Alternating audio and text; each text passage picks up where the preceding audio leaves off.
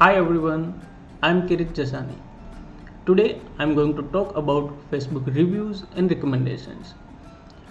If your business is present on Facebook but still not getting any reviews or recommendations, it is quite possible that you have not turned on the feature of reviews and recommendations. So let me show you how to enable Facebook reviews and recommendations on your brand page.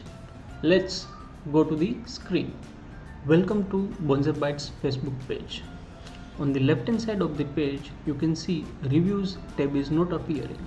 That means Facebook reviews and recommendations for this page are not yet enabled. So what is the process to turn on this feature? Let's look it step by step. First of all, click settings. Once you are inside the settings area, locate the templates and tabs. Click that templates and tab. Inside the templates and tabs, scroll down and reach to add a tab button. Click that and a pop-up will open up like this. Against the reviews word you will find add tab button. Click that and close the window. You are good to go with the reviews now. If you go back to your page and check it, reviews should be available on the left hand side of the page. You can see it over here, right? And all the available reviews are visible now, 5 out of 5 based on the opinion of 5 people.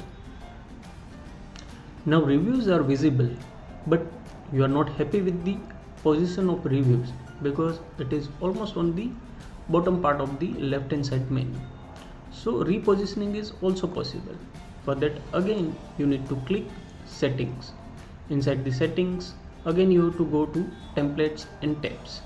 In templates and tabs part again locate the reviews and from the left hand side drag it to a position where you would like to place it. Let's say currently I am placing it above the community tab. Now let's check on the page.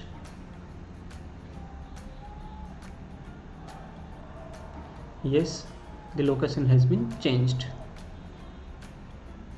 So guys, that was all about how to enable Facebook reviews and recommendations on your Facebook brand page. I hope this will help you in Facebook marketing. See you soon in next video. Thank you.